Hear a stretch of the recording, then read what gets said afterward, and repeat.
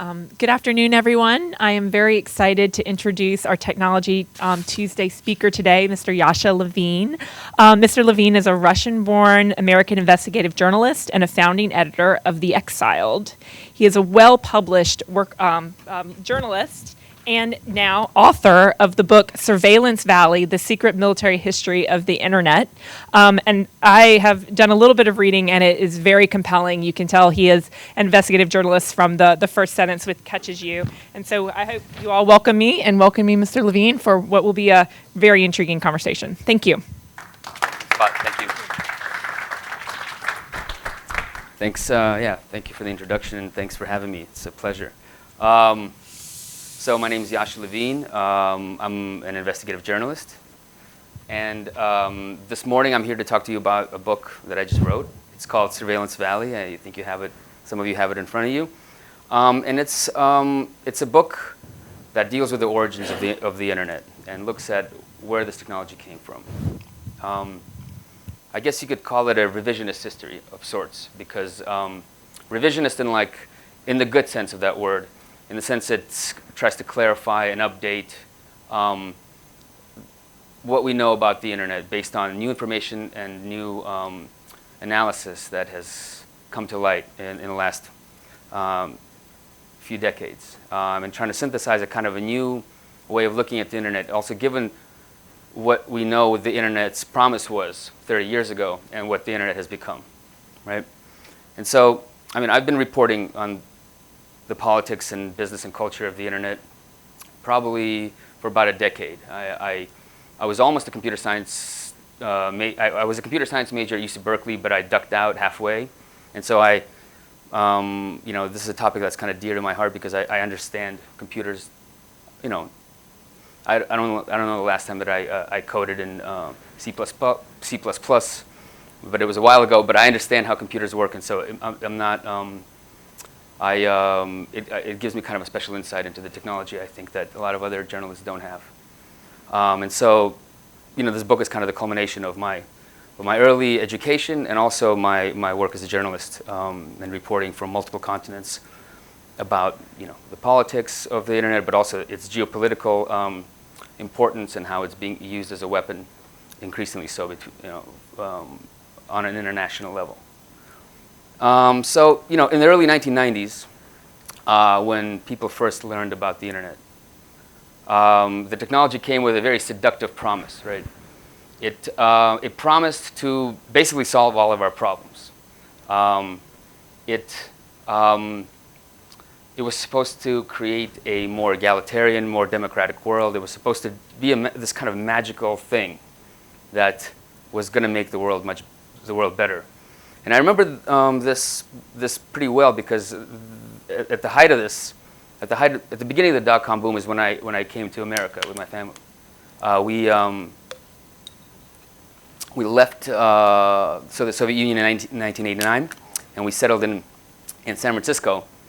And it was interesting because we had left the Soviet Union, which was a utopia that had failed, right? Yet we came to this new country, to this new land that we didn't really understand yet. And suddenly all around us, there was a new utopia that was at hand. Again, the internet promised to do all these things that, in a way, communism couldn't do. And so, I mean, if you opened up Wired magazine, there'd be people talking about how because of networks and computer technology, the stock market will never crash again. It'll only keep going up. They talked about how things are going to be completely free because look, on the internet you get things for free. That means it's gonna infect everything in the economy. So, I mean, it's going to be just this sort of bountiful, plentiful society driven by technology. You wouldn't even need to have governments anymore because you'd have direct democracy mediated by a network, a global network. So there'd be like one global society where everybody was fed. There was no poverty. There was no really inequality because computer technology would be able to balance power between even the most powerful corporation and sort of the lowliest individual. And that was in the 90s, and I was infected by this, and a lot of people that I knew in the immigrant community in San Francisco, I mean, everyone went into computers. First of all, that's where the money was, and second of all, it was an exciting place to be, and it was an exciting vision. Now, of course, 30 years on, well, things turned out a little different, right? The internet, well, the internet isn't, we don't live in a utopia, let's put it this way.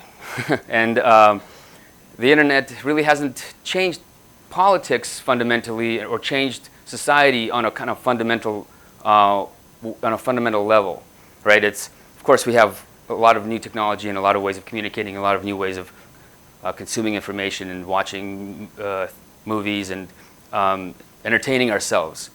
But it hasn't really changed the fundamental power structures of global society, right?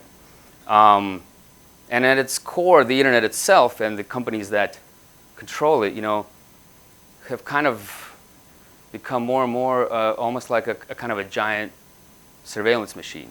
Like it's a place where we use these things. We sometimes are very excited by them, but we don't really have any power. And yet, in the system, everything that we do is tracked, it's monitored, it's analyzed in some way, and we don't really know what's actually happening behind the scenes, right?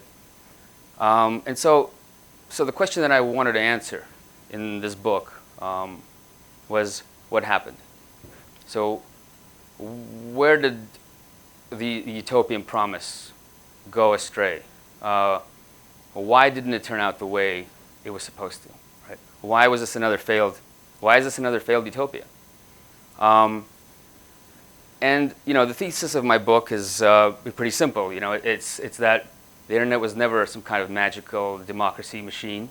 It was quite simply a surveillance tool built by the Pentagon in the 1960s during the Vietnam War by ARPA, which is now known as DARPA. And in the book, I tell a story that spans half a century. I even go back to the 19th century to look at the earliest computers, and that became IBM, the punch card tabulators. And throughout, I focus on parts of the history of computers and computing that have either been kind of ignored or have been completely forgotten altogether. And there are quite a few things like that, quite a few historical threads that have, to my amazement, you won't find in any history book, but yet they're very, very important to understanding the internet today. There's one thing that I think shows our kind of naive understanding of the internet today very well. And like, for instance, I know that everyone is freaked out about Russia and freaked out about how Russia had somehow weaponized the internet and used it to subvert American democracy. And I talked to a lot of people about this, and people really believe that Russia had done something unprecedented, right? That no one had done what Russia had done.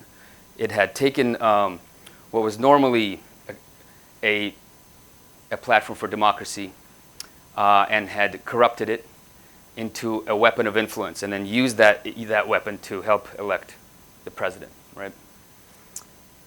But as I talk to people about this, I keep going back to the history of the internet, and I keep thinking how this idea is based on a very false premise, that there was ever a moment in the internet's history when it was pure and untainted. The fact of the matter is that internet was designed to be a weapon of influence, going back to the 1960s. And that's what it was designed to be from the very beginning. And it continues to be a weapon of influence today, as we can all see and as we can all understand very well. So, but now it's just a much more powerful weapon of influence, much more powerful than anyone in the 1960s or 1970s, when the ARPANET was created, could have foreseen. And so what I'm gonna do is I'm gonna read a couple of excerpts that focus on parts of the internet's history that I think illustrate my point very well and give you a sense of what I'm talking about. And then maybe, I don't know how much time we'll have left, but I'll talk a little bit more, and then we can move on. So I'm going to take you right back to 1969. 1 second. All right. September 26, 1969 was a mild fall day in Harvard University, but all was not well. Several hundred angry students gathered on campus and marched in the office of Harvard's dean. They piled inside and refused to leave. A day earlier, 500 students had marched through campus, and a small contingent of activists from the Students for a Democratic Society had broken into the school's Office of International Affairs and forced the administrators out onto the street. Similar troubles were afoot just across the river in MIT, where students were holding protests and teach-ins. Flyers posted on both campuses railed against, quote, computerized people manipulation and, quote, the blatant prostitution of social science for the aims of the war machine. One leaflet warned, until the military science complex is eliminated, social scientists will aid the enslavement rather than liberation of mankind. What exactly were the students protesting? The ARPANET, the network that would later become the internet that we use today. Earlier that year, activists from Students for Democratic Society got their hands on a confidential ARPA proposal written by Jcr Licklider, the MIT scientist who had set up the ARPANET program in 1962. The document ran to almost 100 pages and outlined the creation of a joint Harvard-MIT ARPA program that would directly aid the agency's counterinsurgency mission. It was called the Cambridge Project. Once complete, it would allow any intelligence analyst or military planner connected to the ARPANET to upload dossiers, financial transactions, opinion surveys, welfare rolls, criminal histories, and any other kind of data, and to analyze that data in all sorts of sophisticated ways, sifting through reams of information to generate predictive models, mapping out social relationships, and running simulations that could predict human behavior. The project emphasized providing analysts, this thing keeps sliding down, providing analysts with the power to study third world countries and left-wing movements. Students saw Cambridge Project and the larger ARPANET that plugged into it as a weapon.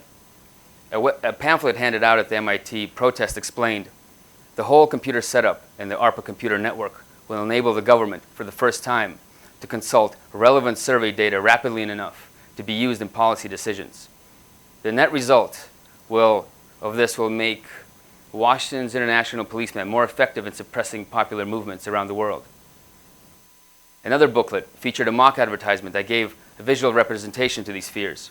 It featured the Octoputer, a computer shaped like an octopus that had tentacles reaching into every sector of society. To activists, ARPA's Cambridge Project was part of a network system of surveillance, political control, and military conquest being quietly assembled by diligent researchers and engineers at college campuses across the country. The college kids had a point. The Cambridge Project, also known as Project CAM, was born out of an idea proposed in 1968 by Jcr Licklider and his longtime colleague, eXiled de Solapool, an MIT political science professor and expert in propaganda and psychological operations. As head of ARPA's Command and Control Research Project and Behavioral Science Program, Licklider had seen how the agency struggled with the mountains of data generated by its counterinsurgency initiatives in Southeast Asia. A major goal of this work during his brief stint at ARPA was to jumpstart a program that would ultimately build the underlying systems that could make computer-aided counterinsurgency and command and control more efficient. Tools that ingest and analyze data, create searchable databases, build predictive models, and allow people to share that information across vast distances. Pool was driven by the same passion. I think I'll stop here for now. And I'll maybe take a question from the audience. So, if I may, why do people think the internet was created? If I can pose that loaded question. If anyone wants to take a guess or has an idea. Yeah, my guess was that it created specifically within the Department of Defense for sharing of information and mostly logistics. Logistics. Okay. Yeah, that's true. That's a big part of it. Yeah. I think the story that I got way back was so that in the event of a nuclear war, one part of the country is annihilated, the rest of the country can fail over and continue to function. Yeah, That was exactly. the original. Like a decentralized design that could survive a nuclear war, so you can decapitate it. A large part of the network, but the messages would route around that hole, right? Yeah, and that's true. That is an aspect of it. But there's another aspect of it which I get into in the book, and I think has been sort of lost in the black hole of history, and it deals with counterinsurgency, right? And it deals with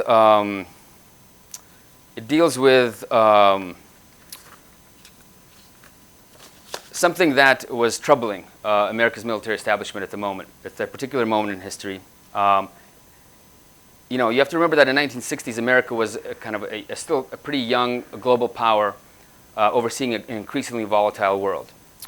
It was fighting in Vietnam, and it was facing insurgencies all across the world, from Southeast Asia to Latin America.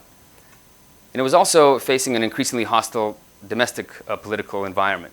You had the civil rights movement, you had anti-war protesters, you had race riots in big cities all across the country. You had, in the 60s, bombs being set off almost daily by radicals like the Weather Underground.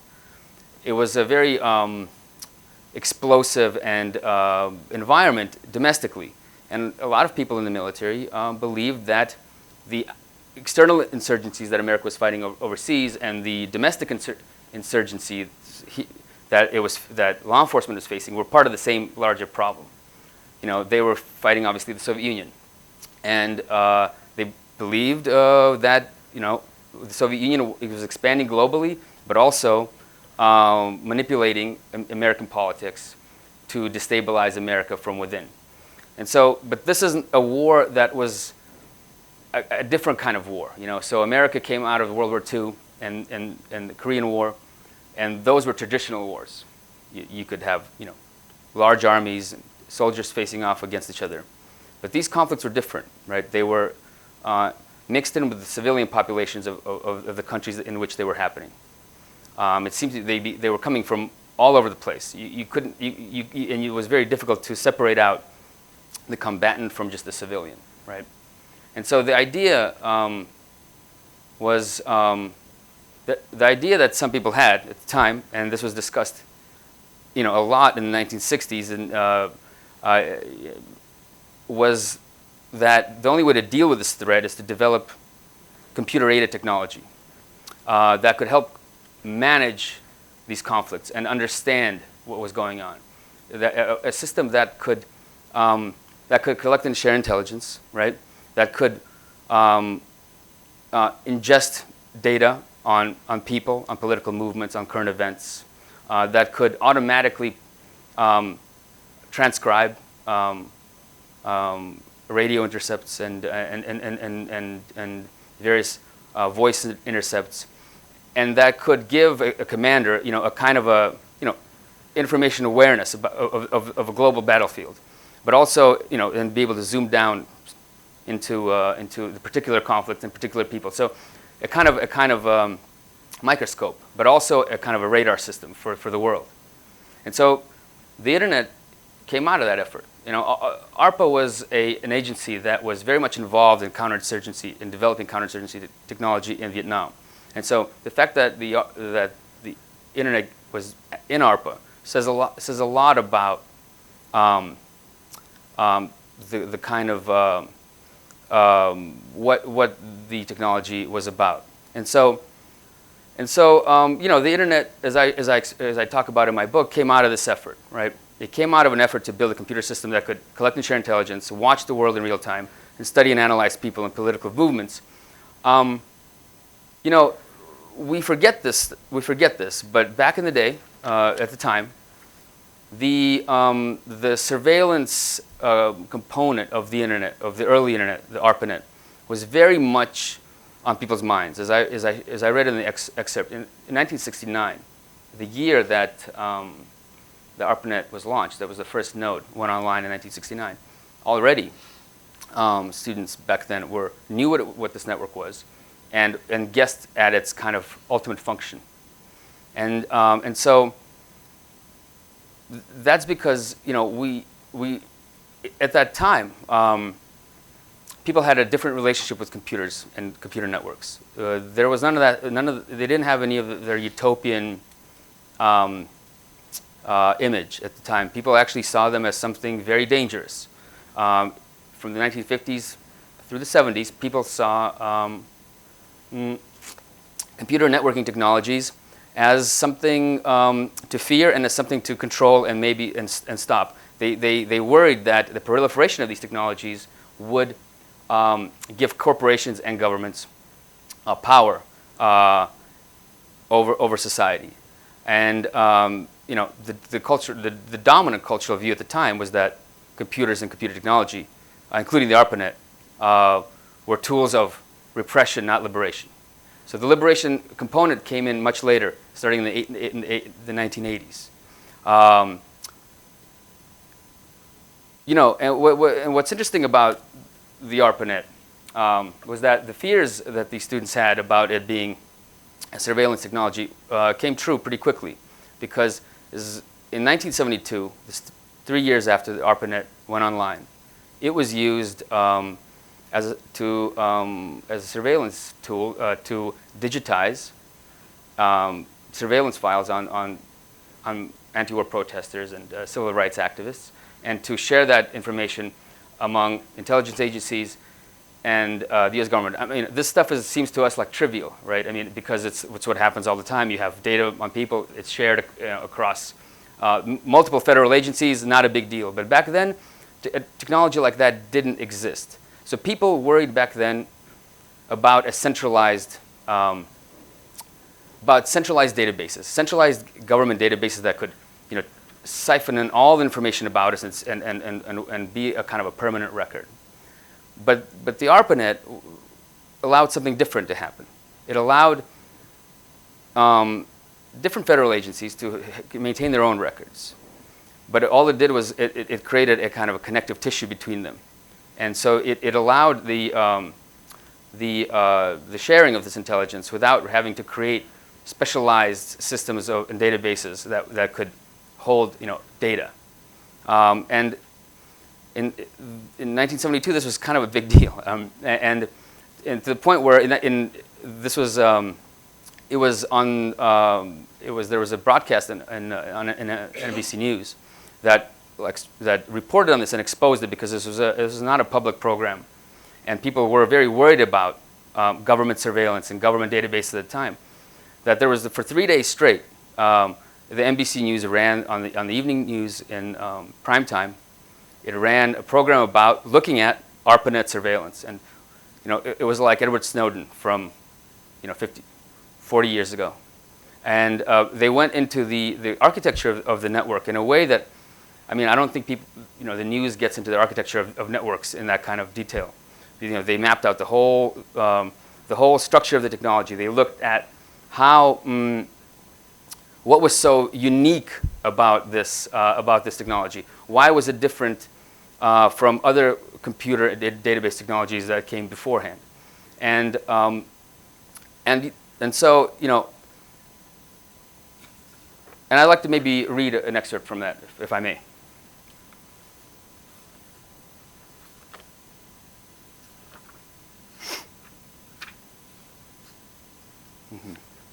One second.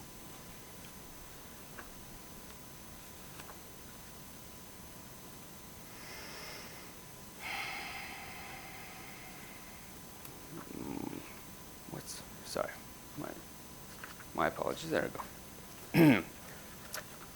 On June 2nd, 1975, NBC correspondent Ford Rowan appeared on the evening news to report a stunning expose.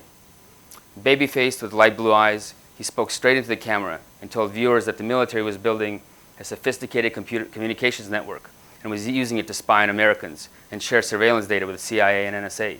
He was talking about the ARPANET.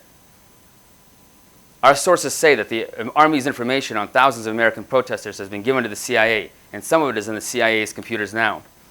We don't know who gave the order to copy and keep the files. What we do know is that once the files are computerized, the Defense Department's new technology makes it incredibly easy to move information from one computer to another.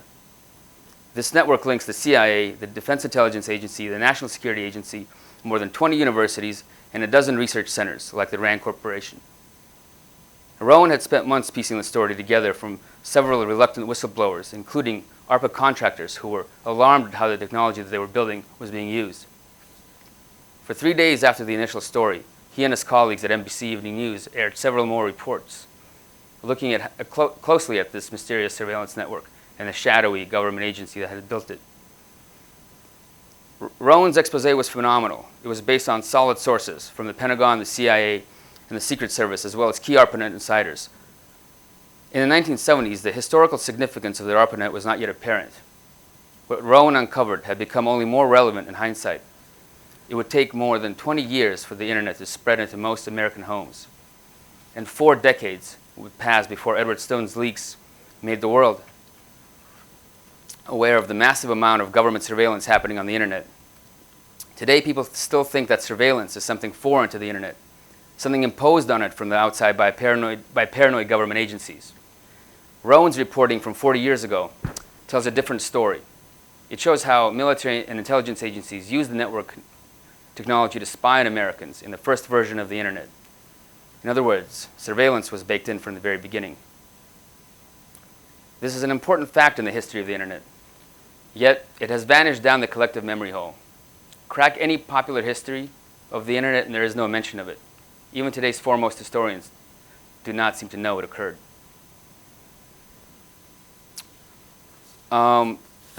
Yep. So, you know, I think for us, you know, when I first learned about the internet, I didn't really even know that it was a surveillance. You know, that it was I knew that it maybe came out of the government at some point.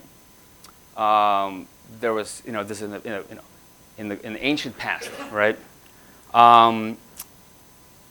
What I thought about it, and the story that I knew when I was in college, was that it was created by. Actually, it came out of the counterculture. That it came out of the 1960s counterculture, and that the engineers who had worked on it, who had built it, you know, they dropped acid, they smoked marijuana, they lived in communes, they went to Grateful Dead concerts. And this is sort of the story that you get from, you know, organizations that I supported and backed, like the Electronic Frontier Foundation.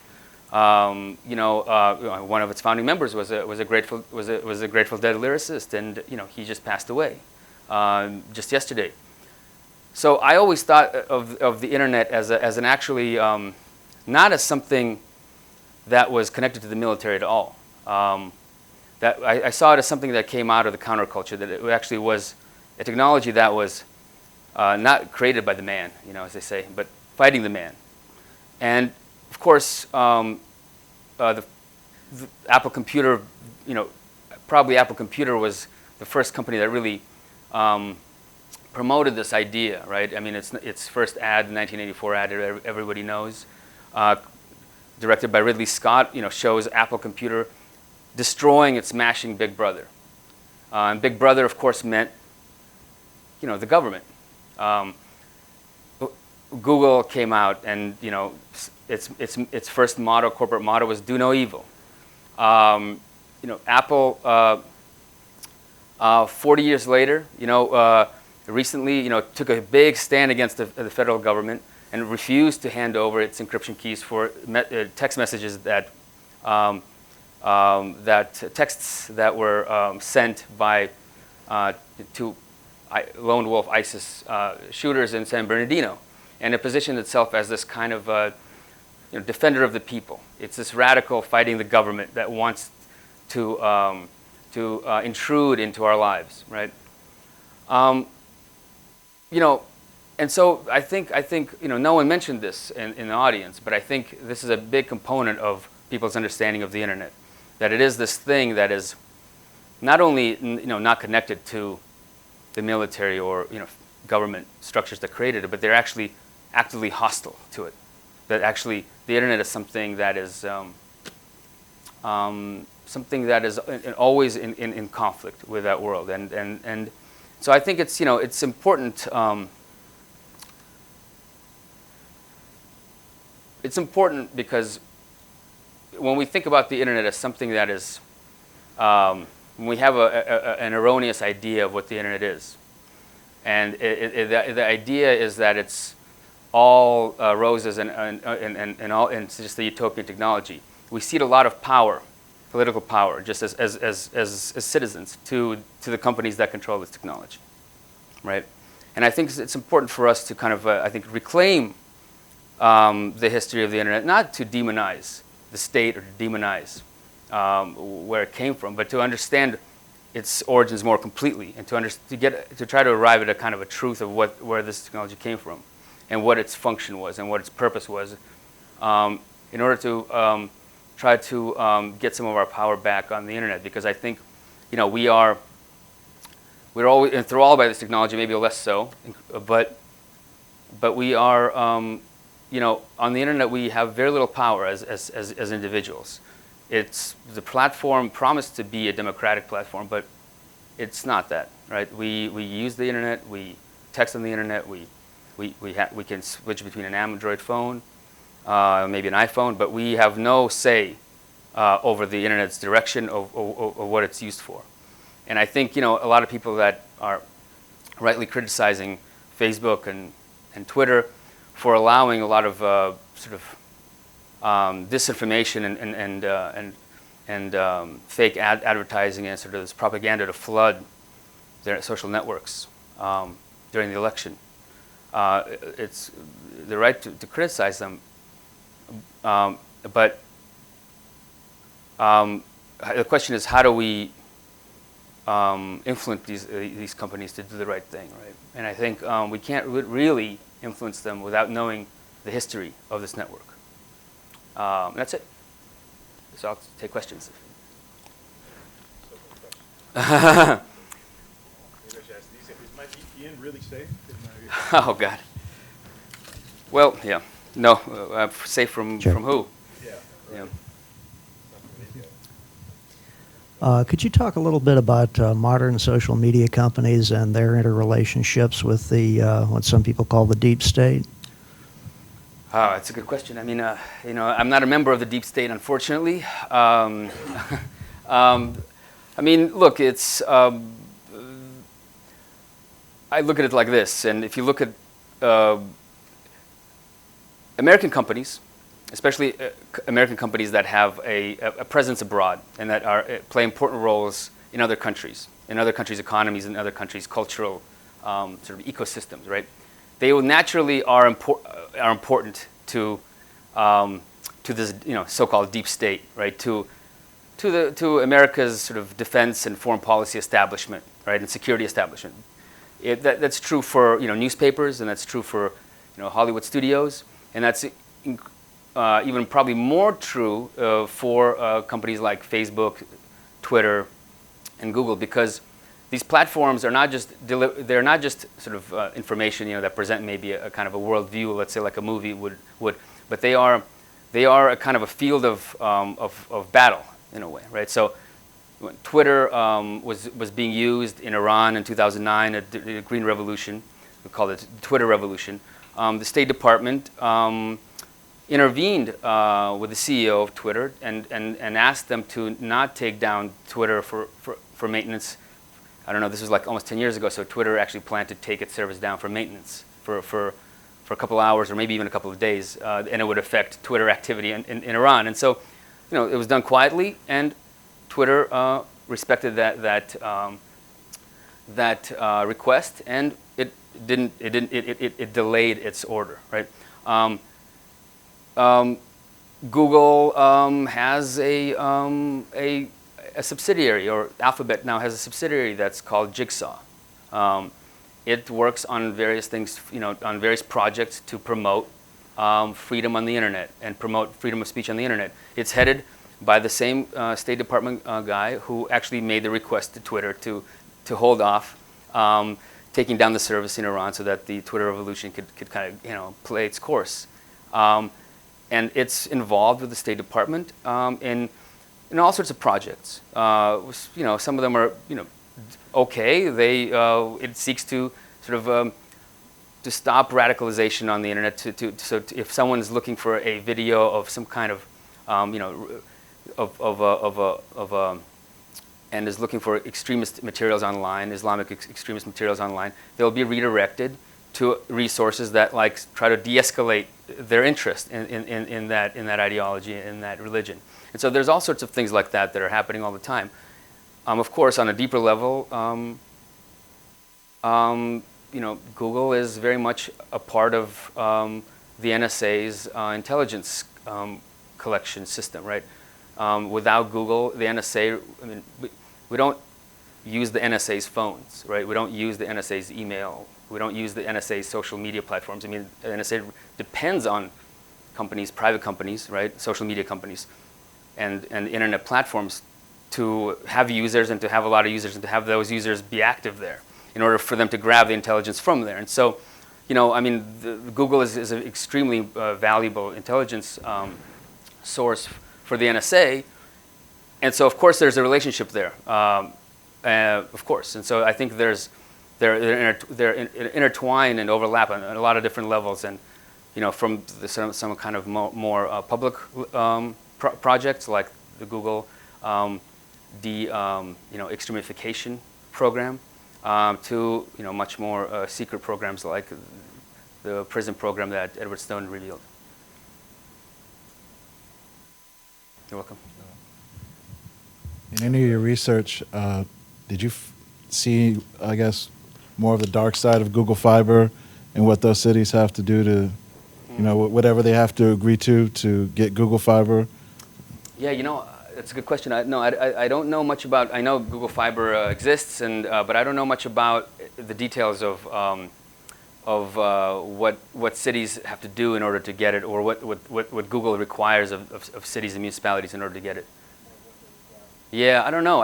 It's interesting because I live in New York now, and there's this. It's connected to this because Google has this subsidiary called Sidewalk Labs. Excuse me. And it's. This New York has replaced all the telephone booths, all the old telephone booths that no one uses with these little slabs, or these towers, that have an iPad in them and have these big screens. Maybe you've seen them. They don't identify as Google. It seems like it's part of the infrastructure of the city, but they're actually owned by Google and by a subsidiary of Google, and no one really knows what they're for.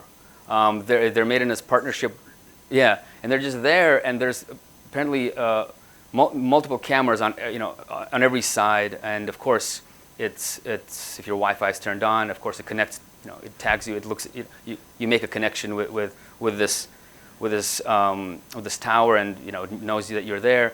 No one knows what it's for. It's a very strange project. It's very ambitious. It's rolled out, not just in Manhattan, but now in all the in other boroughs, and so it's very strange. I don't know, but Google is definitely making a play for to have a physical presence in the infrastructure of cities and municipalities, and I think that's. But I don't know what it's. It already has a presence everywhere. So it's. I don't know. Right. So despite the fact that internet was initially created as a surveillance tool by the Department of Defense, today it is touching the lives of all of us, and we use it as a main source to share information, right, and stay connected with each other. With that, when it comes to the militaries of the countries around the world, it is often used as a tool for psychological warfare, cyber warfare, and therefore our own Department of Defense had created Cybercom back in 2009, right? Yes. Can you talk to us about certain cases of how internet was used for psychological warfare, and what potential emerging technologies can be used to counteract the potential attacks? Yeah, no, it's a really good question. I think the thing to remember, is that it started out as the technology started out in the Vietnam War era as a surveillance technology, right? But that dimension hasn't really gone away. In fact, as it's gone global and is now touches almost every part of our lives now, the usefulness of this technology as a tool of surveillance and influence and as a kind of a weapon just has grown exponentially, because it's not just a place now. It's not just something that you use to transfer data and share intelligence. It's actually where people live. It's where the war takes place, so to speak. It's where active operations take place. It's another dimension, right?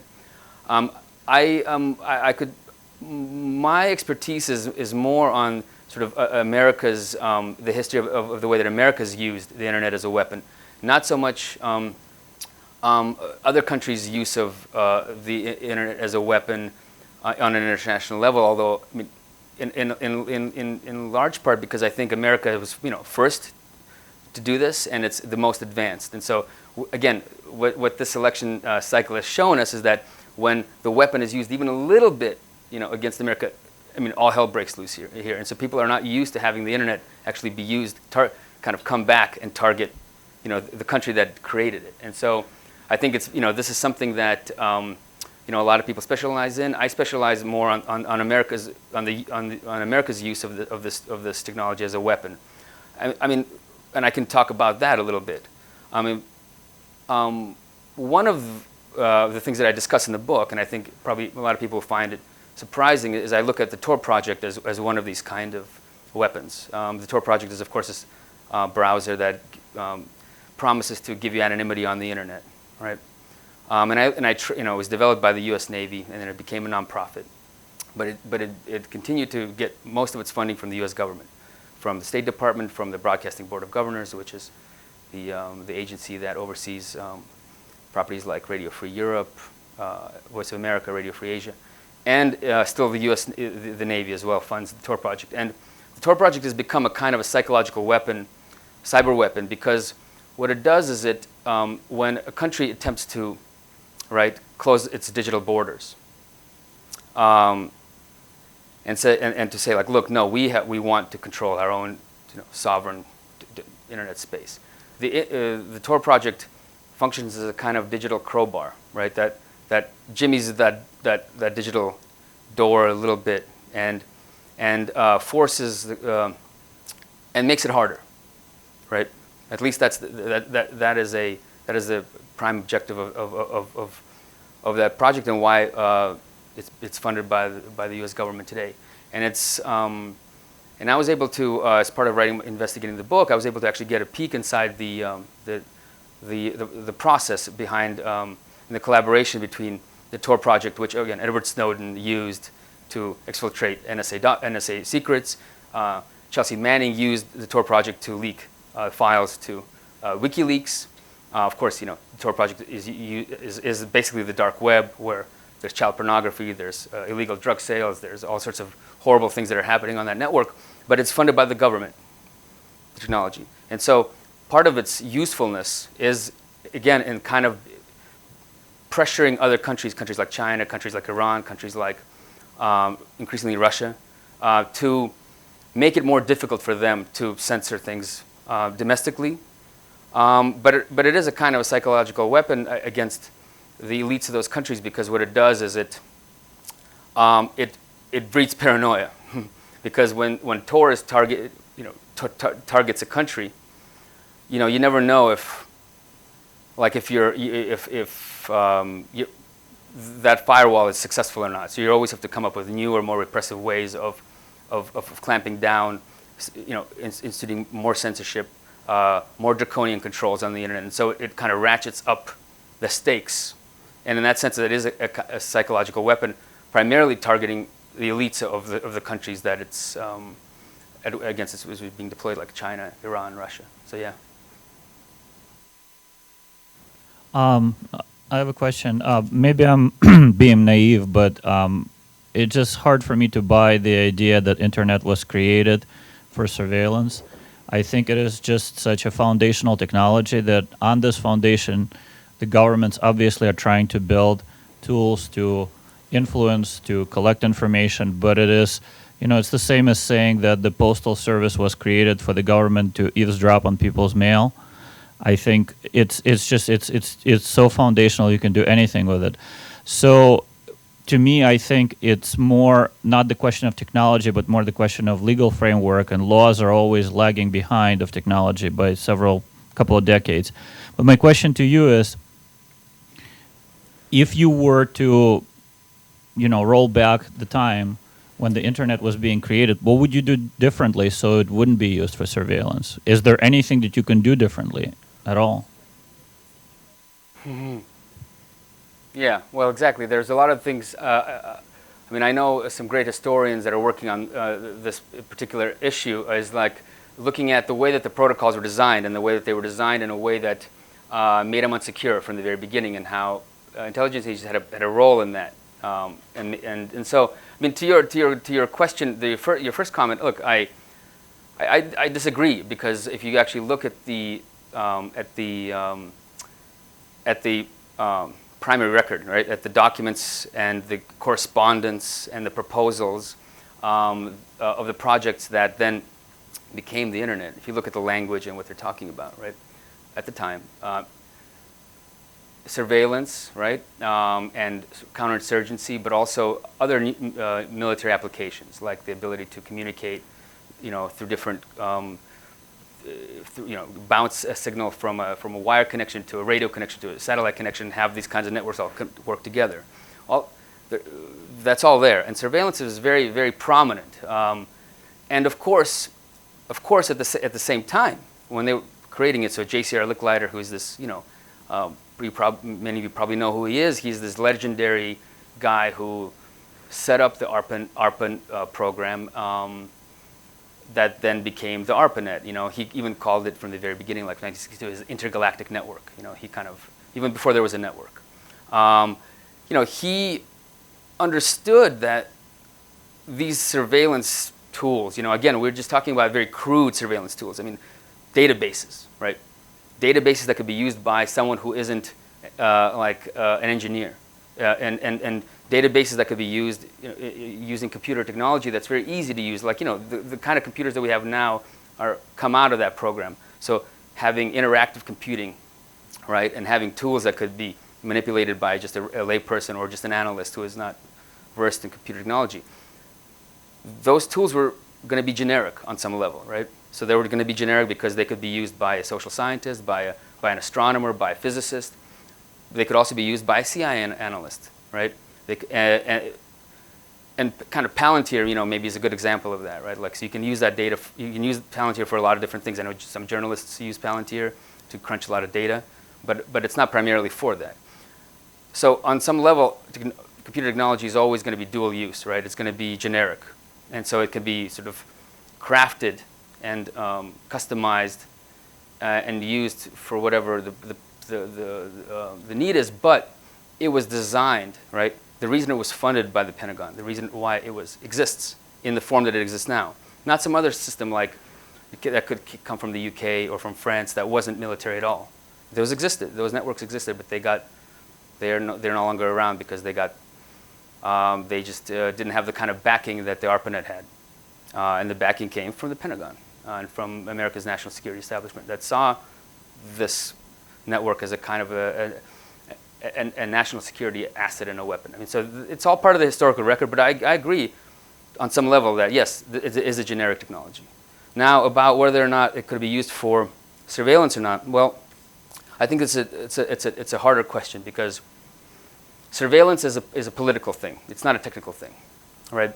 Not all surveillance is bad, right? So, I know we don't like paying our taxes and things like that, but that is a form of surveillance, right? We submit to have our finances audited by the government every year, and we have to declare everything that we do on there, right?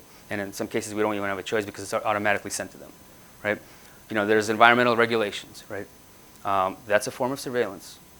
There's regulations on financial trading, things like that, right?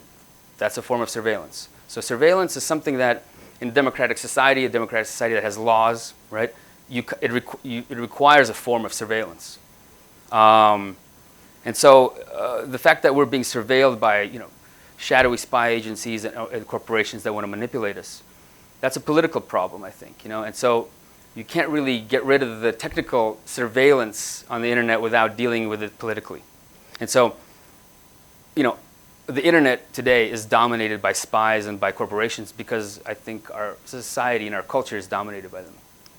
And so if we want to get rid of spies, when we banish them from the internet, we kind of have to banish them from the world. Because the internet is an expression of the world. It's a reflection of that world, of our world.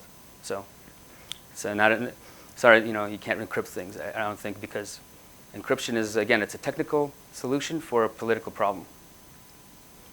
Unless, of course, you are the NSA, then it's a completely different discussion. I'm talking just about people, just regular users of the internet. Yeah.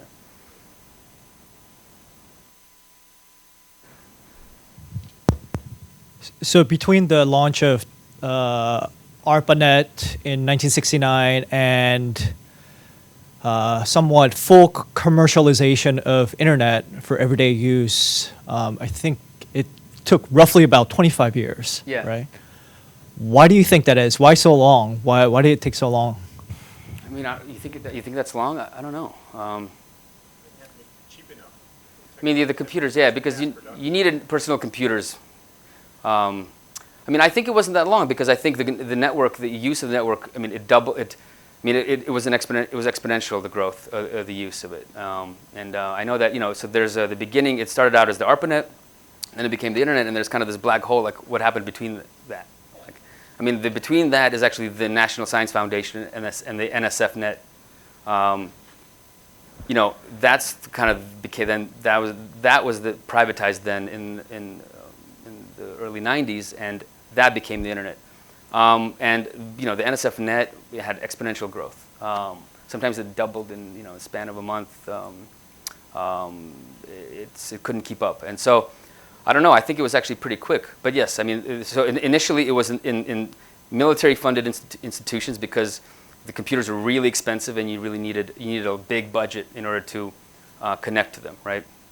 Then it sort of, as the computers got cheaper, they went into universities, smaller universities, and not just specialized computer science departments, but they were larger. And so, and then when in the 80s the personal computer arrived, right? That's when the internet took off because people talk about the personal computer, but personal computer on its own isn't really that valuable. It's only valuable with an internet connection. And those things actually went together, right? You immediately got the modem because, it's fun, but it's not that fun. People, you want to be social, we're social. So the personal computer revolution was actually also a networking revolution. And that's why I think it took that long, is because, yeah, like someone said smartly, is because of the microprocessor, and the memory and all these things. Cost and scalability. Yeah. Yeah. And of course, it's still like, yeah, exactly. All right. Well, we have come to the end of our hour. Thank you so much for visiting us, and congratulations for on having your us. book and on behalf of Noblis. Oh, wow. Because you probably won't write your next book on the computer. Here's a Noblis pen. I mean, I'm sure there's a listening device in there. I'll keep it right here. Awesome. Great. Thank you all for coming. Thanks. Appreciate it.